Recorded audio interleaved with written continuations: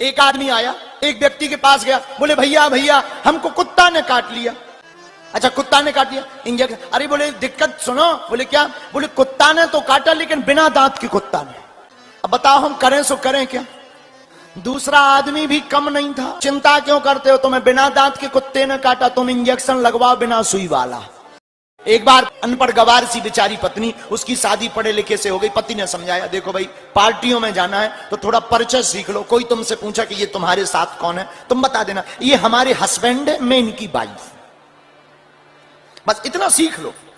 बेचारी सीधी सादी गांव की, उस 8-10 दिन तक वो रटती रही, सुबह शाम मंत्र जैसा जाप, ये हमारे हस्बैंड है, मैं इनकी वाइफ।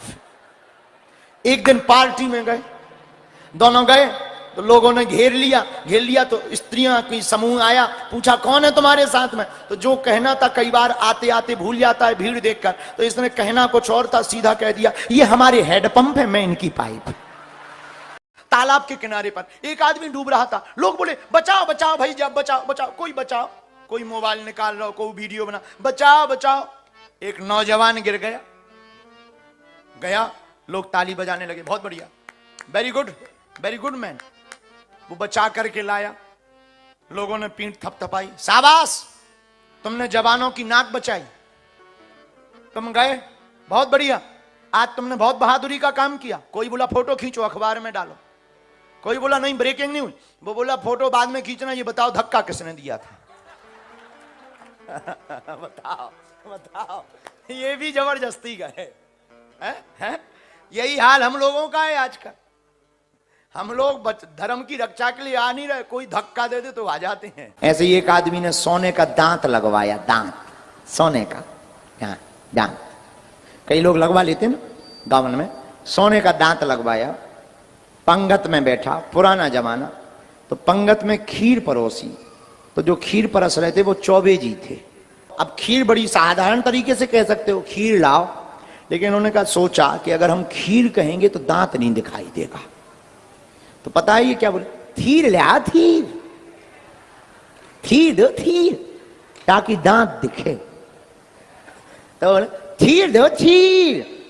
लेकिन जो परोस रहे थे वे भी कम नहीं थे, वे भी 3 तोला का बगल में सोने का बाजू बंद पहने थे, उनने भी अपना सॉल हटाया, बोले बताओ कहां डाल दें? सोई इनकी समझ में आ गया, बोले धर दो इसमें। चितवन की एक दुकान पर लिखा था हमें नौकर चाहिए, लेकिन नोट शुगर अनिवार्य है। नौकर चाहिए पर उसे डायबिटीज की बीमारी होनी चाहिए। हमने गाड़ी रोकी, हमने कहा भैया तुम्हें नौकर तो चाहिए पर डायबिटीज की बीमारी वाला क्यों? बोले दरअसल हमारी जो है मिठाई की दुकान है। एक सज्जन हमें मिले, हमने कहा और बताओ क्या हाल है? गुरुजी सब ठीक है। हमने कहा पूजा पाठ करते हो? बोले गुरुजी रोज गीता का पाठ, गीता का उपदेश सुनते हैं। हमने कहा बहुत अच्छी बात, सुनना चाहिए गीता का उपदेश। लेकिन हमने कहा ठटरी के बरे, गीता का उपदेश सुनते हो पर अभी तक सुधरे नहीं, कितने दिन से सुन रहे? बोले 35 साल। हमने कहा अभी तक तुम्हारी बुद्धि ठिकाने नहीं लगी, 35 साल से गीता का उपदेश सुन रहे, ना कर्म योग है, ना भक्ति योग, ना ज्ञान योग।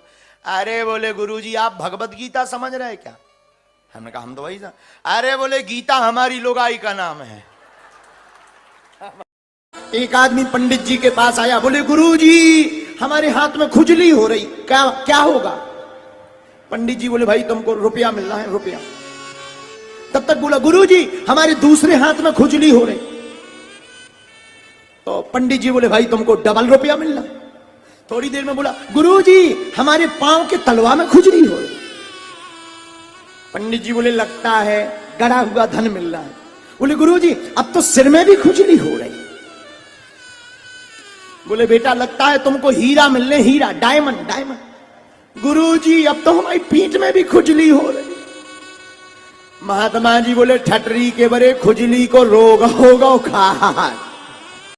टिल्लू गुरु ने चंगीलाल से कहा चंगीलाल हमने तुम्हारे पिताजी को मान लो 6 महीने के लिए 1000 रुपया 10% के ब्याज से दिए, तो 6 माह बाद कितने लौटाएंगे? चंगीलाल बोला एक भी नहीं। तो तो टिल्लू गुरु नाराज हुए, अध्यापक नाराज हुआ, बड़े मूर्ख हो, बेहुदा हो, तुम्हें गणित नहीं आती है, तुम्हें गणित समझ में नहीं आती है, तुम क्या गणित नहीं जानते हो, जोड़ घटाना भाग नहीं जानते हो। चंगीलाल हाथ जोड़कर खड़ा हुआ, बोले श्रीमान हमें गणित बहुत आती है, मैथमेटिक्स में नंबर 1 है, जोड़ गुणा भाग भी आता है और जोड़ गुणा भाग भी हम जानते, पर तुम हमारे बाप को नहीं जानते। बोले मतलब? बोले हमारा बाप ऐसा है जिसका ले लेता है देता नहीं, इसीलिए कृपा करके देना ही नहीं। तो एक व्यक्ति के पास में 2 तोता थे, दोनों तोता को बेच दिया। एक तोता महात्मा ने खरीदा, एक तोता कसाई ने खरीदा। महात्मा के पास जो तोता था वो 1 साल बाद सीताराम सीताराम सीताराम सीताराम बोलने लगा। कोई भी घर में आवे सीताराम बोलो, तोता बोलता था सीताराम बोलो।